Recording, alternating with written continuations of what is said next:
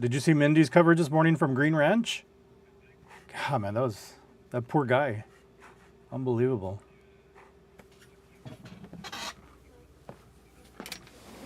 And it was the second floor, Joey, and so you would think it was a bedroom or something, and it just so happens it was the living room. He said this morning, and it's like, thank God, because that could have been a disaster.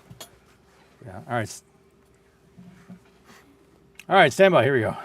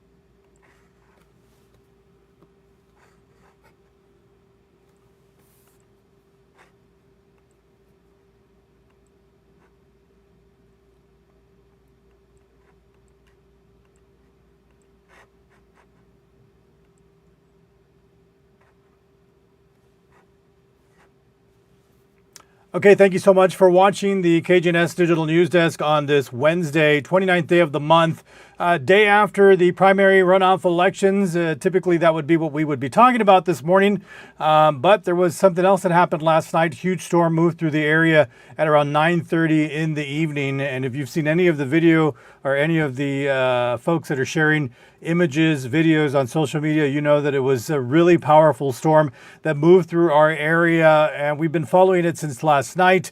This morning, the only United ISD school that was shut down was United High School, and that was because they had no electricity. That did not include the 9th grade campus. That was just the main campus.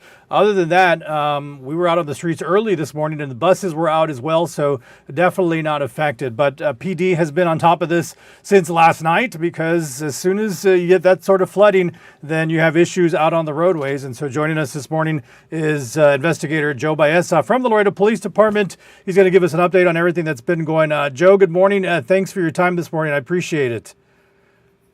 Morning, Rube. How are you?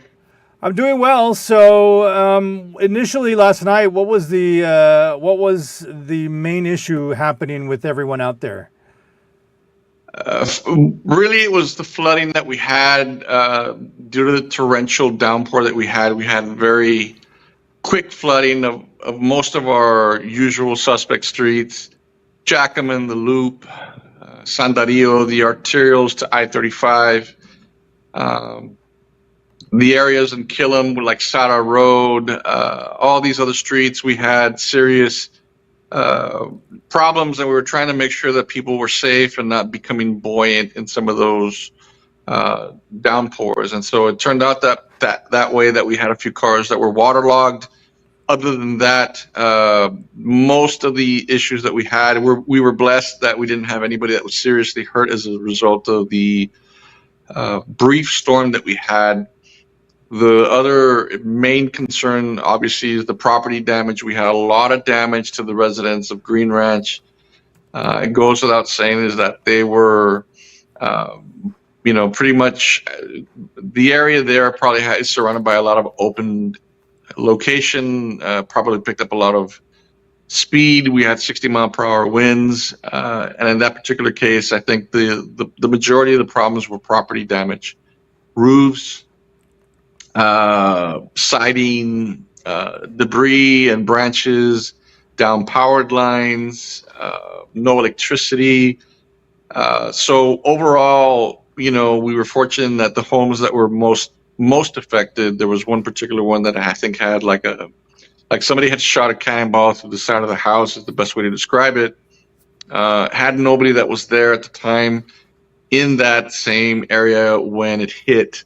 So the family was blessed that there was nobody who was injured. It was more concerns obviously over the structure.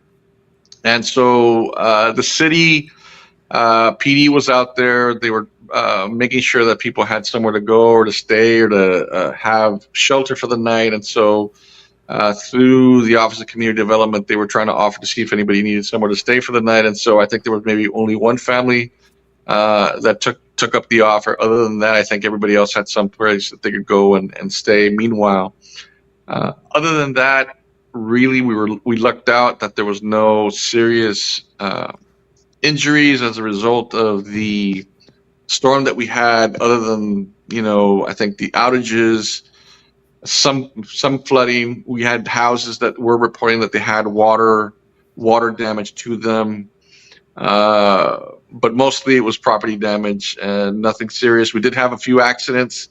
One person near International Forest Loop drove into a pole. That person did have some injuries, but not much. One 18-wheeler did roll over, probably helped out significantly because of the wind. And so for right now, that's what we have, I guess, in relationship to the totality of the damages and the issues that we had last night. Yeah, Investigator Joe Baeza is joining us this morning from the Laredo Police Department. Joe, I got caught in the storm, and driving through this storm was one of the craziest things I've ever had to drive through. How did police manage to stay on top of all of this that was happening as the storm is going on? Basically, they did as much as they could under the circumstances. My understanding it was that the commander in charge of the patrol division at night did keep people over on overtime. It's something that we do often in these types of weather-related emergencies, is that we keep personnel on hand in case there were rescues or continues rain or wind pick up again.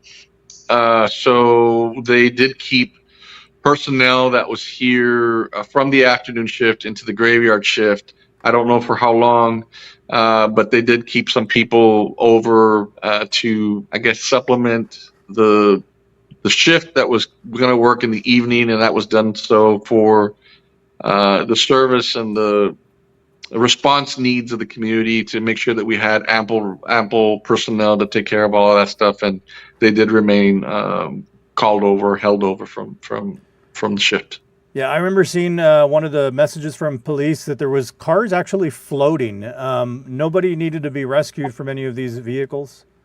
There was a couple of instances where I saw in the text chats from the real-time crime center indicating that there was a vehicle near Sarah and Killam. I think there was a person, I believe it was a woman who with a child. I don't know what the age breakdown was, but they had become buoyant in water. They became waterlogged, but they were okay. Again, they also found near Delmar, somewhere down Delmar, a vehicle in a ditch, but the person had already gotten out of the vehicle by the time the officer reached the vehicle to make sure that everything was okay.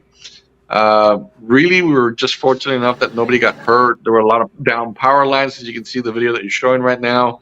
A lot of damage and debris, stuff that's basically became, shooting projectiles into sides of homes. I think that's what the gentleman this morning talking to Mindy indicated, that there was some fencing that went through the side of the house and then wind up being like shooting a cannonball through a house is what that looks like. And just blessed that there was no harm that came to that family. But obviously very, this wasn't even a tornado. A lot of people are saying, well, this was a tornado. And actually, from what I can tell, or from what the initial reports are, this wasn't actually a tornado, but 60-mile-per-hour winds is probably as close to a tornado experience that any of us would like to be at. And I can't even imagine the extent of the damage we would have had this actually been a tornado. But again, these winds are not a common occurrence here, like it is in the tornado belt, I guess, part of the country. And so we're very fortunate that it's not, but the majority of the damages are to the properties themselves. Yeah. And just seeing some of that property, and I know this is pretty, we're I think just jumping to a lot of things right now that people need to be aware of and concerned about. y'all need to be really careful with a lot of people showing up to your homes, especially people who do repairs to houses and roofs, promising, help with the roof or repairs and flooding. The cost of the replacement of the roof into the and for the insurance, claiming the insurances. There's a lot of shady people out there who do all kinds of underhanded things, and so you need to be real careful with all those characters that show up, especially during these times, because it has happened in the past, that they can basically encumber the your end of the payment of the insurance into the cost of replacing the roof or something else that happened to the damage of the house. Be very careful with people who do those types of repairs, and get references, do all your homework, because then we'll be dealing with the aftermath of a lot of people being taken for rides by some of these people.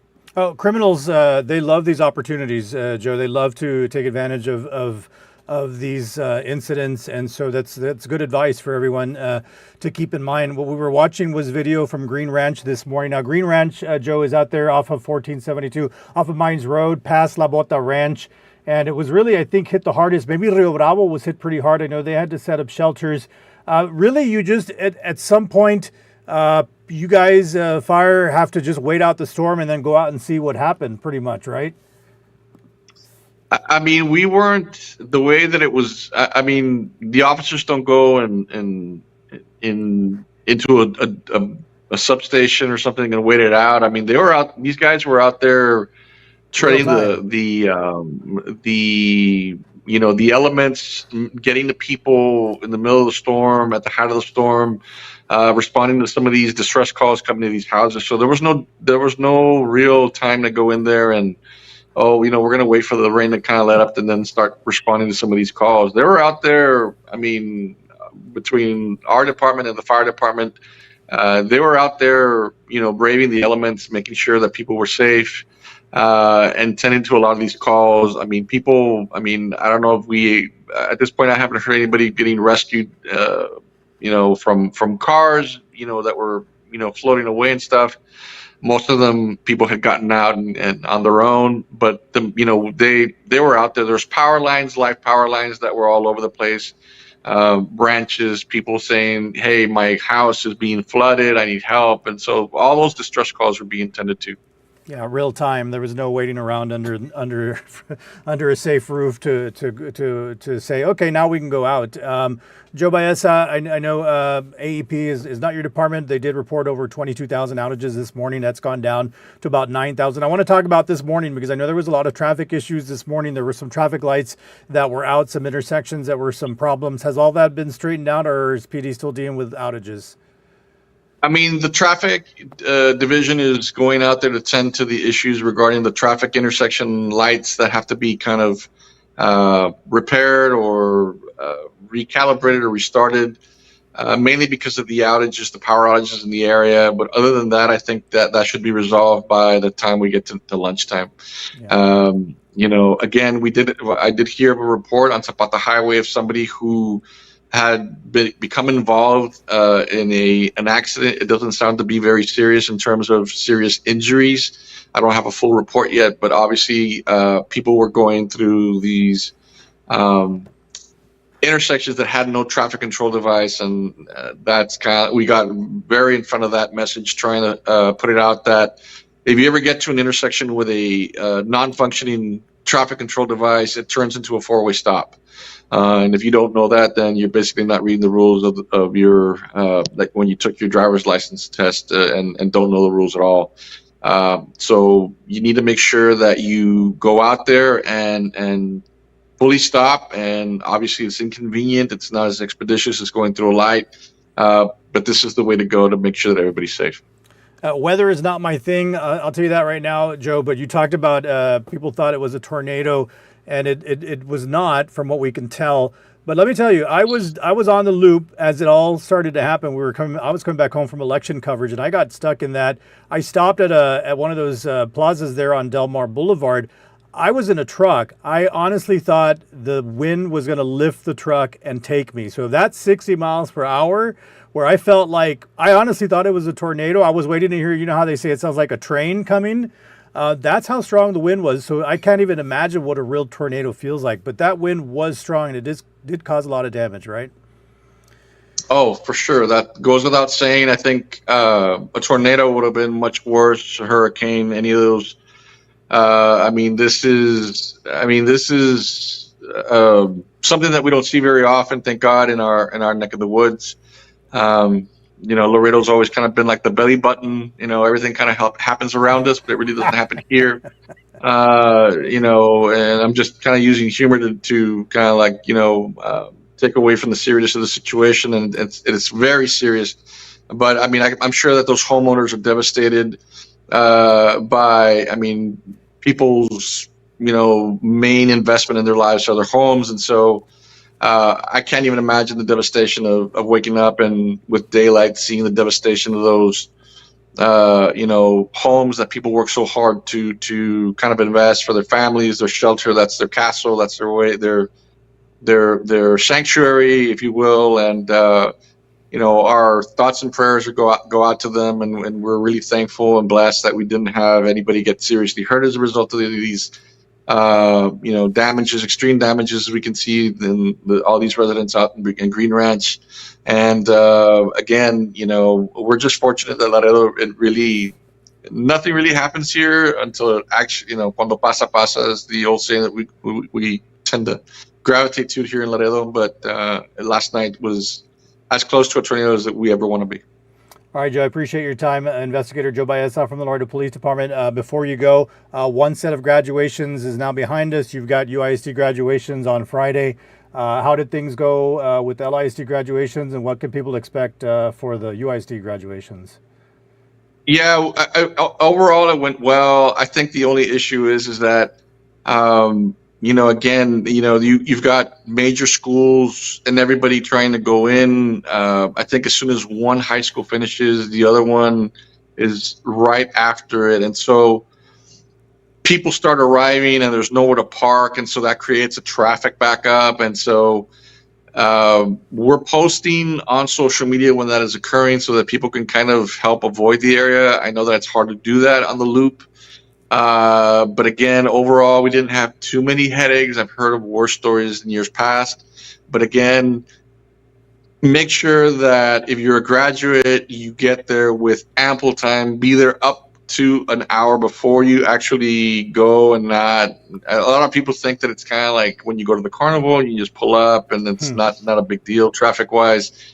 But this isn't it. Everybody's trying to get in there at the same time. Everybody's trying to get out at the same time. And so just be really cognizant that it's very heavy congested with traffic. Yeah, and keep in mind that you still have the largest graduating classes still to come. You've got United. It's probably the largest graduating class. Alexander, second largest. So these are going to be some big schools graduating on Friday. So expect the traffic to be there, and just take off with time. Joe, God bless you. Thanks for all your time and for what you do. Thanks for the help last night, too, and sharing the information out there with your viewers. And we appreciate you sharing the information. All right. Thanks, Joe. All right. So there you have it. We're keeping an eye on the situation with regards to the power outages. That number seems to be dropping. I can share the screen with you. This is going to be the AEP outage screen. You see the number in the top left-hand corner. They're at 7,000, a little under 8,000 total customers without power. So they're working on that. They're getting it all together as we wake up to some extreme damage from this storm last night. Again, the video that I'm showing you here, or I'm about to show you here, this was from Green Ranch this morning. If you're not familiar with Green Ranch, that is out off of Mines Road, right past La Bota Ranch. And we were out there early with our photographer, Mindy Caso, and this is what she came across. It was just, we've been seeing video lately from parts around the country that have had these storms move through the area, and this looks eerily similar. Fortunately for the Gateway City, there were no deaths. or injuries, serious injuries related to these accidents, and so or to this storm and to these incidents. So we may have dodged a bullet, as Joe mentioned. For these homeowners, it's obviously not a situation that they want to be in. I know the homeowner that we spoke to this morning was very grateful, though, that no one in his family was injured. And so here's what we have coming up. Telemundo en tu Casa is on at 11, so tune in for that. I know we had some chances of rain earlier this morning. I think that may have passed, but I'll leave that up to Yolanda at 11 o'clock. And then I'll see you on KGNS News at noon. We're working on stories related to this storm. There was an election yesterday. Oh, by the way, that was going to be the big story of the day, no longer, but we are still covering it, of course. We'll have follow-up on the elections as well. So thanks for watching. Have yourselves a blessed rest of your day.